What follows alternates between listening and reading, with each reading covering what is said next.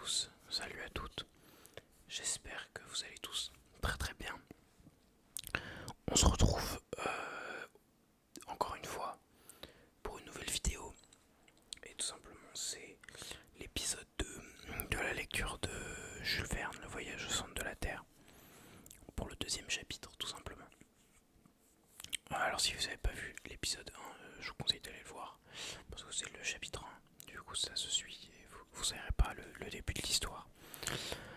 Euh, Sinon, n'hésitez pas à vous abonner, à commenter, à liker, tout simplement, parce que ça me donne de la force et c'est trop sympa. Franchement, c'est trop cool. Et sans plus tarder, on va commencer avec la lecture du deuxième chapitre. Du coup, l'île mystérieuse de Jules Verne.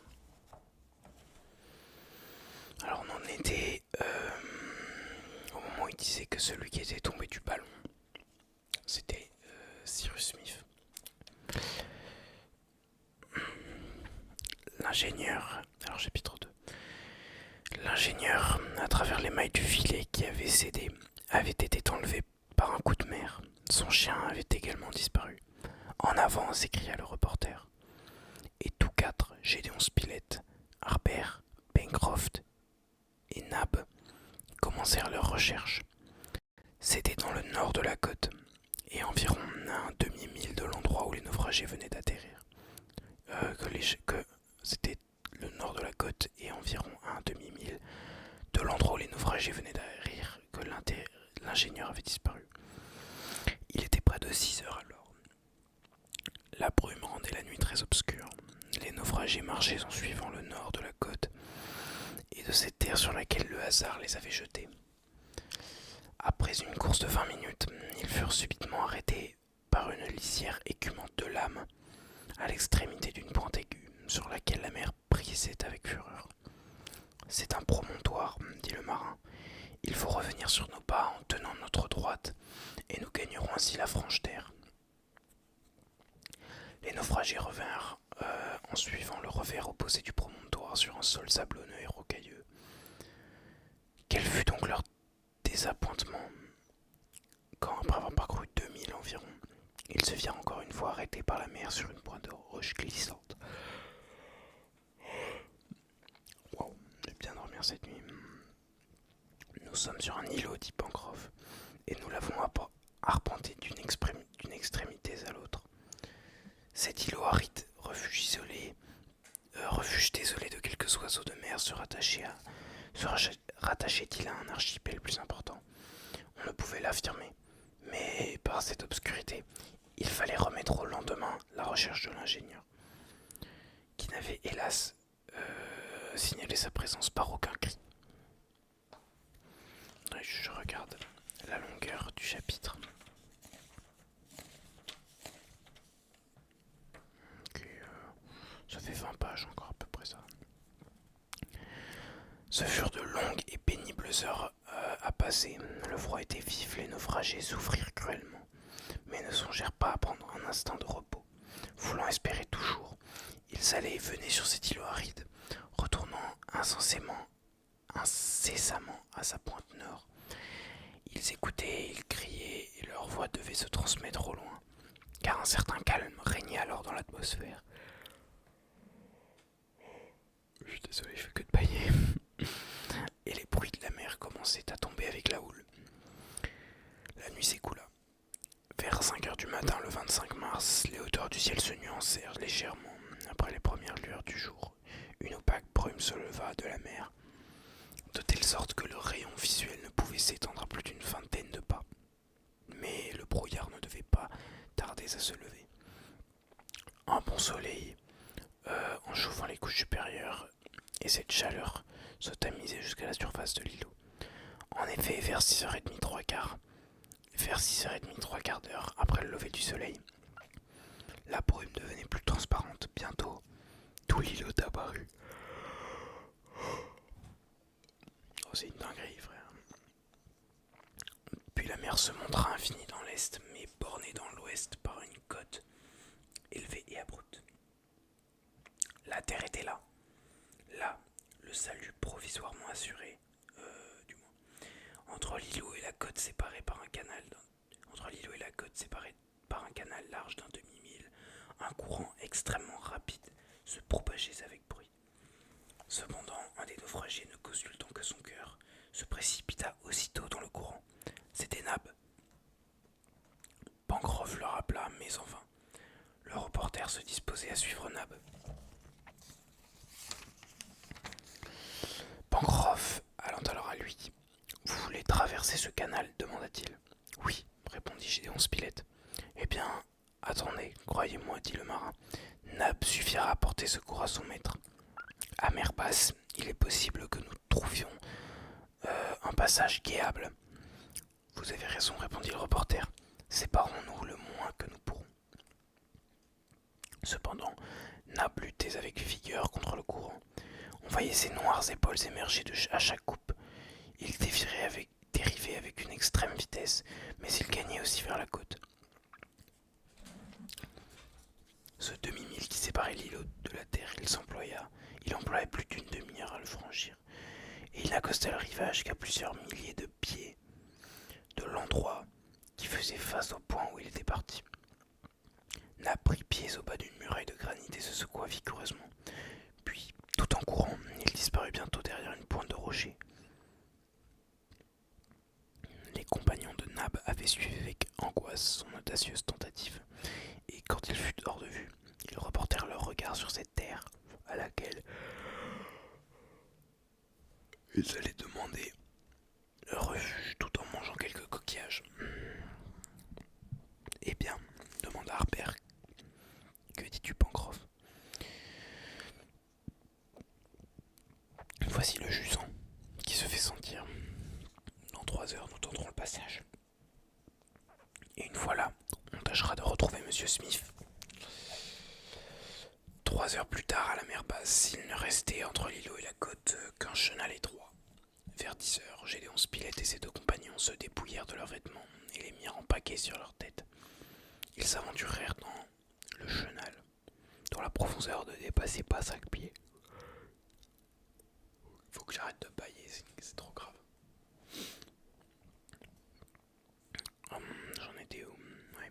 Tous 3 arrivèrent sans difficulté sur le littoral opposé, et là, ils tinrent conseil. Tout d'abord, le reporter dit au marin de l'attendre en cet endroit même, et sans perdre un instant, il remonta le littoral dans la direction qu'avait suivi quelques heures auparavant Nab. Harbert avait voulu l'accompagner. Restez avec moi, mon garçon, lui avait dit le marin. Nous avons préparé un campement, et à voir s'il est possible de trouver à se mettre sous la dent quelque chose de plus solide que des coquillages. À chacun sa tâche. Et voilà, Harbert et Pencroff marchant tous deux au pied de l'énorme muraille, sur cette grève que le flot descendant avait largement découverte.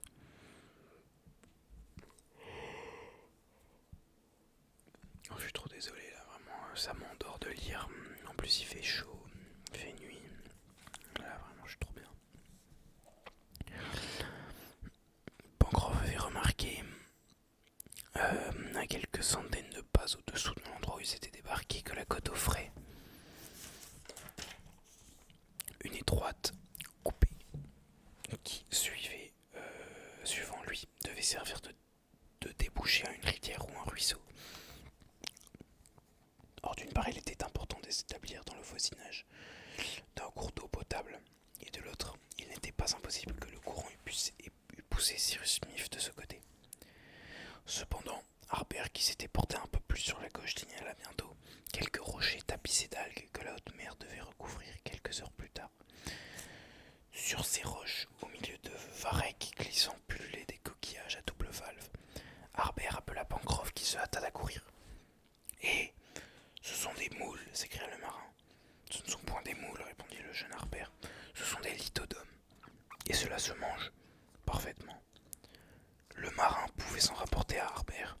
Le jeune homme était très fort en histoire naturelle et avait toujours eu une véritable passion pour cette science. Pencroff et Harbert firent d'une bonne consommation de ces lithodomes. Leur faim fut donc momentanément apaisée, mais non leur soif qui s'accrut après l'absorption de ces mollusques naturellement épicés. Il s'agissait de trouver de l'eau douce. position de l'hydodome, regagnèrent le pied de la haute terre. 200 pas plus loin, ils arrivaient à cette coupée par laquelle, suivant le pressentiment de Pencroff, une petite rivière devait couler. En cet endroit, la muraille semblait avoir été séparée par quelque chose de violent, par quelque violent effort plutoniens. À sa base s'échancrait une petite anse dont le fond formait un angle assez aigu. Le cours d'eau mesurait là 100 pieds de largeur et s'enfonçait entre les murs de granit qui tendaient à s'abaisser en amont. Puis il tournait brusquement et disparaissait sous son taillis à un demi-mille. Ici l'eau, là-bas le bois, dit Pencroff. Eh bien, Harbert, il ne manque plus que la maison. L'eau de la rivière était limpide. Le marin reconnut qu'à ce moment de la marée, c'est-à-dire la basse mer, elle était douce. Ce point important établi, Harbert chercha quelques cavités qui pussent servir de retraite. Mais ce fut inutilement. Partout la muraille était lisse, plane et d'aplomb. Toutefois, à l'embouchure du même cours d'eau, les éboulis avaient formé un entassement d'énormes rochers, tels qu'ils s'en rencontrent souvent dans les pays granitiques, et qui portent le nom de cheminées. Voilà notre affaire, dit Pencroff. Et si jamais nous revoyons M. Smith, il faut qu'il trouve ici une demeure à peu près supportable. Elle le sera si nous pouvons établir un foyer dans le couloir de gauche, et ces cheminées, ce fut le nom que Pencroff conserva à cette demeure provisoire, feront notre affaire. Mais d'abord, allons faire provision de combustible. Harbert et Pencroff quittèrent les cheminées, et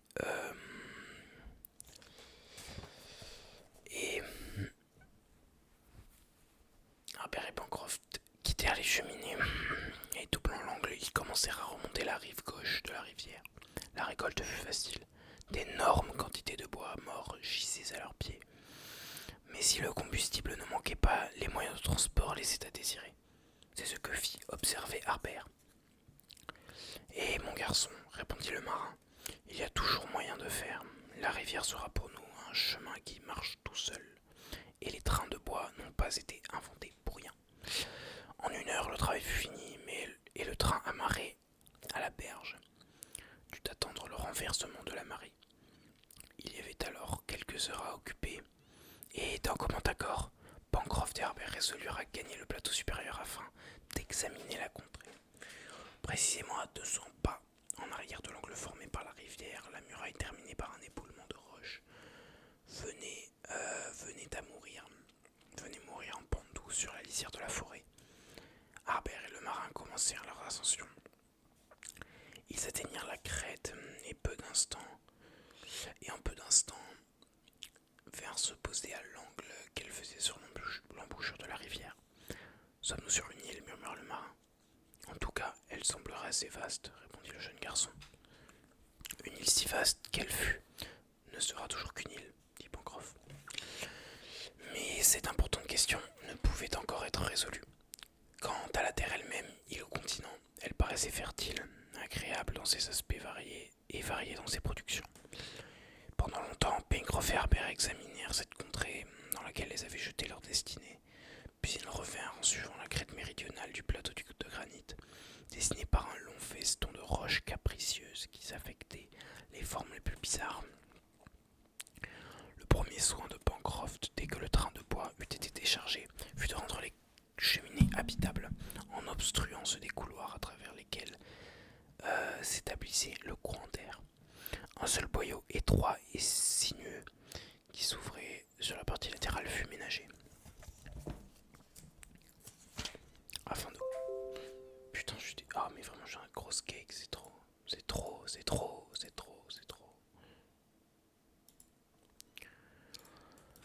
À chaque fois, ça va.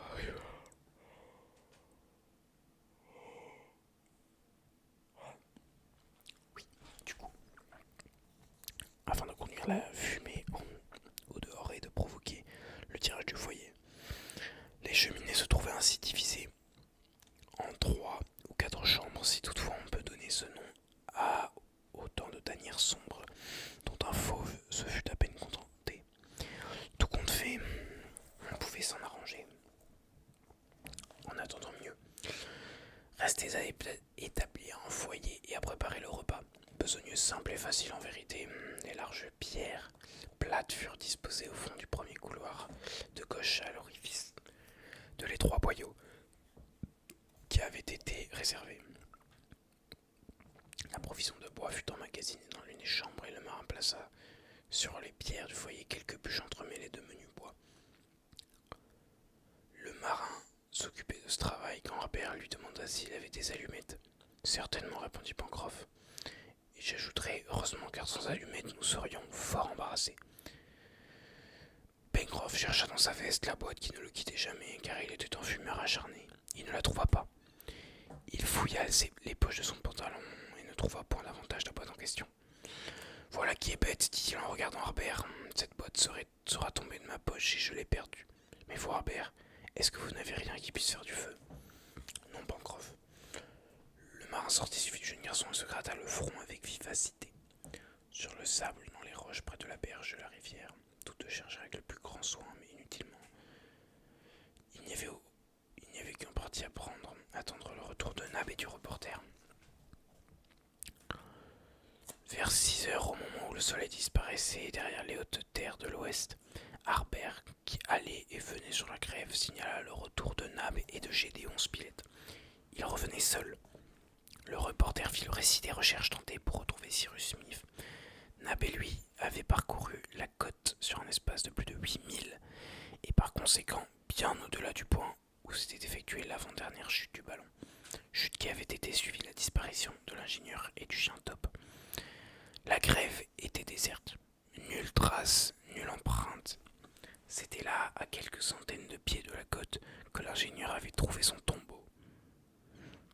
En ce moment, Nab se leva et d'une voix qui détonnait combien les sentiments d'espoir résistaient en lui. Non, s'écria-t-il, non, il n'est pas mort. C'est un homme à revenir de tout. Puis la force l'abandonna. Ah, je n'en peux plus, murmura-t-il. Harbert courut à lui. Nab, dit le jeune garçon, nous le retrouverons.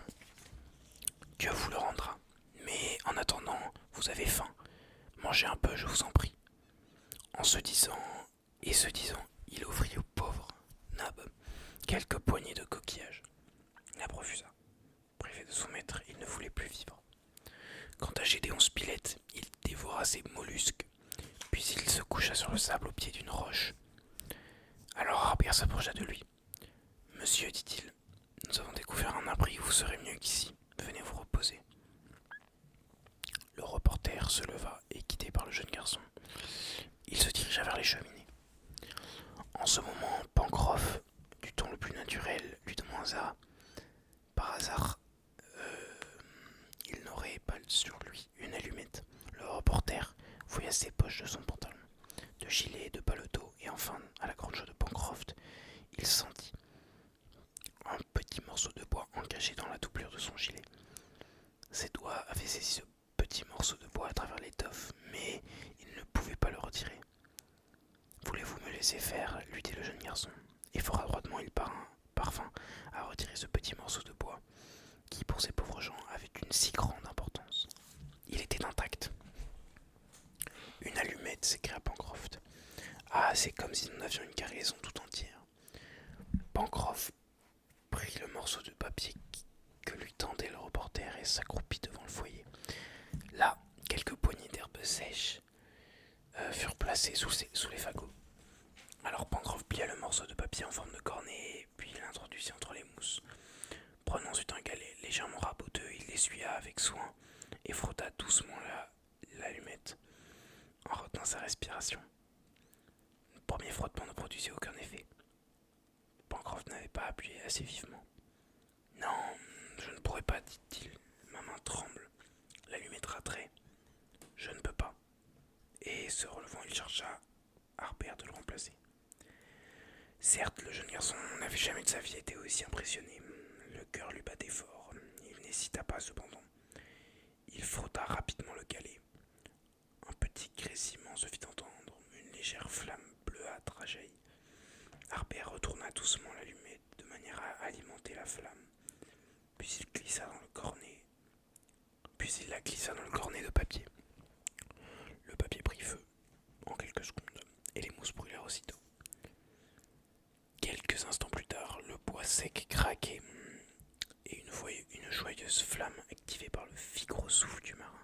se développer au milieu de l'obscurité. La fumée s'en allait facilement par les trois conduits, et une agréable chaleur ne tarda pas à se répandre. Le feu était allumé, et il serait facile de conserver les braises. Pour le moment, les coquillages ne manqueraient pas dans les rochers sur la grève. On trouverait bien le moyen de tuer quelques-uns de ces pigeons qui volaient par centaines à la crête du plateau. Fût-ce à coups de bâton ou coups de pierre. Peut-être les arbres de la forêt voisine donneraient-ils des fruits comestibles. Enfin, l'eau douce était là. Il fut donc convenu que pendant quelques jours, on resterait aux cheminées afin de s'y préparer pour une exploration. Ce projet convenait particulièrement à Nab, entêté dans ses idées comme ses pressentiments. Il n'avait aucunement hâte d'abandonner cette portion de la côte, théâtre de la catastrophe. C'était comme le chien qui ne peut quitter la place où est tombé son maître. Et sa douleur était telle que probablement il ne lui survivrait pas. Ce matin, là, 26 mars dès l'aube, Nab avait repris sur la côte la direction du nord. Il était retourné là où la mer sans doute s'était refermée sur l'infortuné Smith. Le déjeuner de ce jour fut uniquement composé de lithodomes. Ce repas terminé, Pencroff demanda au reporter si celui-ci voulait les accompagner dans la forêt, où Harbert lui allait essayer de chasser. Mais toute réflexion faite, il était nécessaire que quelqu'un restât afin d'entretenir le feu. Le reporter resta donc. En chasse, Harbert, dit le marin. Nous trouverons des munitions sur notre route et nous couperons notre fusil dans la forêt. Arrivé à la forêt, Pencroff cassa au premier arbre deux solides branches qu'il transforma en gourdins, et dont Harbert usa la pointe sur une roche. Ah, que n'eût-il pas donné pour avoir un couteau? Harbert et Pencroff causant peu sur les difficultés de la route causant peu car les difficultés de la route étaient grandes, n'avançaient que fort lentement, et après 1 heure de marche, ils avaient à peine franchi 1 mille. Jusqu'alors, la chasse n'avait pas été fructueuse.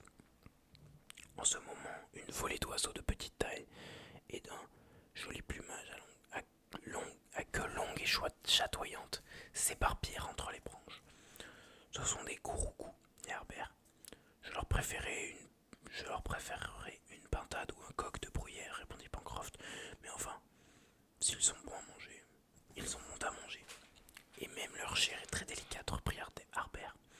D'ailleurs, si je ne me trompe, il est facile de les approcher et de les tuer à coups de bâton. Le marin et le jeune garçon, se glissant entre les herbes, arrivèrent auprès d'un arbre dont les basses branches étaient couvertes de petits oiseaux. Ces couroucous attendaient au passage les insectes qui leur servent de nourriture. Les chasseurs se redressèrent alors et avec leurs bâtons manœuvrés comme un faux, ils rasèrent des files entières de ces couroucous qui ne songeaient point à s'envoler et se laissèrent stupidement abattre. Une centaine jonchaient le sol quand les autres se décidèrent à fuir. Bien dit Pencroff, voilà un gibier tout à fait à la portée de chasseurs tels que nous. On le prendrait à la main. Le marin enfila les couroucous comme des mauviettes au moyen d'une bague flexible et l'exploration continua. Vers 6 heures, assez fatigués de leur excursion, Harbert et Pencroff rentraient aux cheminées. Gédéon Spilett, immobile, les bras croisés, était alors sur la grève, regardant la mer dont l'horizon se confondait dans l'est avec un gros nuage noir qui montait rapidement vers le zénith. Le vent était déjà fort, et il fraîchissait avec le déclin du jour. Tout le ciel avait un mauvais aspect, et les premiers symptômes d'un coup de vent se manifestaient visiblement. Harbert entra dans les cheminées, et Pencroff se dirigea vers le reporter. Celui-ci, très absorbé, ne le vit pas venir. « Nous allons avoir une mauvaise nuit, monsieur Spilett, dit le marin, de la pluie et du vent à faire la joie des pétrels. » Le reporter, se retournant alors, aperçut Pencroff, et ses premières paroles furent celles-ci. « Ce qui m'étonne en admettant que notre compagnon ait péri, c'est que Top ait également trouvé la mort. Ni le corps du chien, ni celui de son maître n'a été rejeté au rivage. »« Ce n'est pas étonnant avec une mer aussi forte, répondit le marin. Ainsi c'est bien votre avis, que notre compagnon ait péri des flots. C'est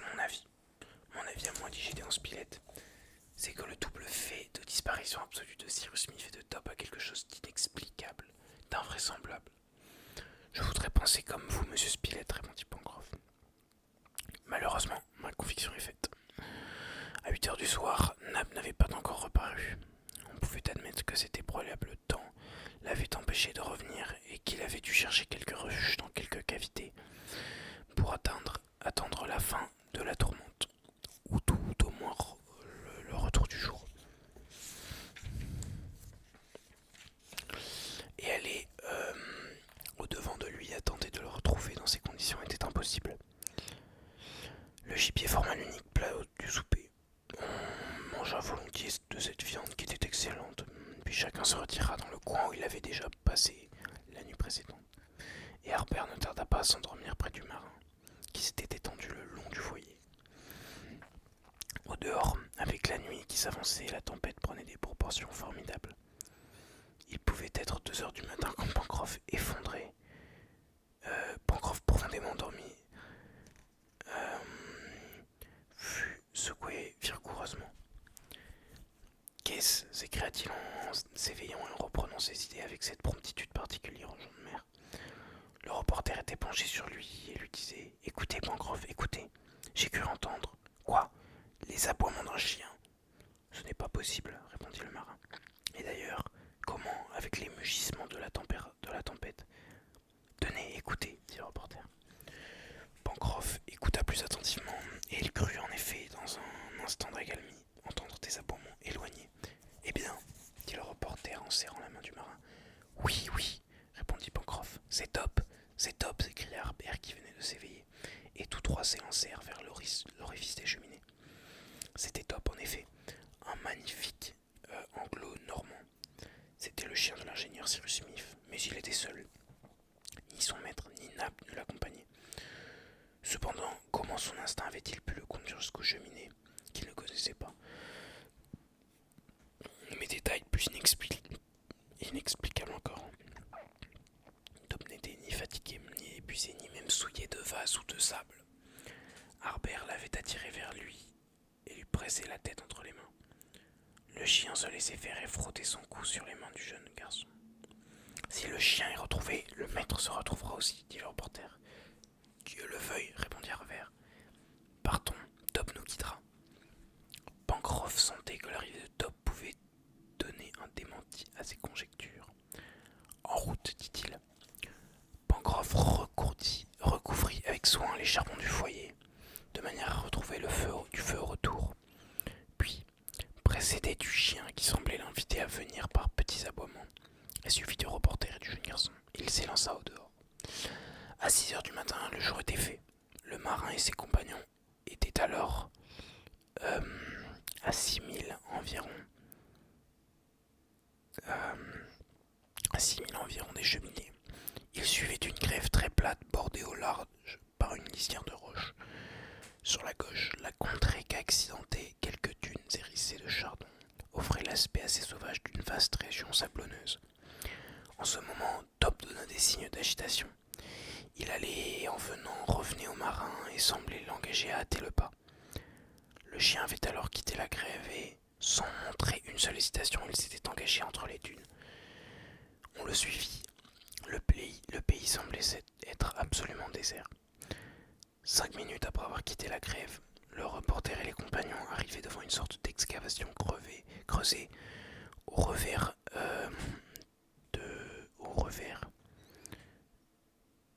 d'une haute dune. Là, Top s'arrêta et jeta un aboiement clair. Spilett, Harbert et Pencroff pénétrèrent dans cette grotte. Nab était là, agenouillé près d'un corps étendu sur un lit d'herbe. Ce corps était celui de l'ingénieur Cyrus Smith. Babram. C'est la fin du chapitre 2. Il était un peu long, la vidéo va être un peu longue, mais le chapitre 2 est terminé.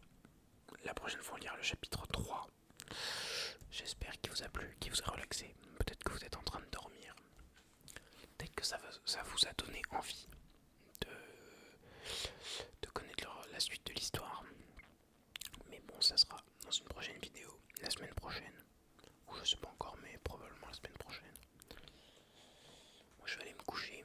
Il est 1h34 du matin et je suis épuisé. Et puis, c'est sa mère. Donc, je vais bien dormir. J'espère que vous aussi, vous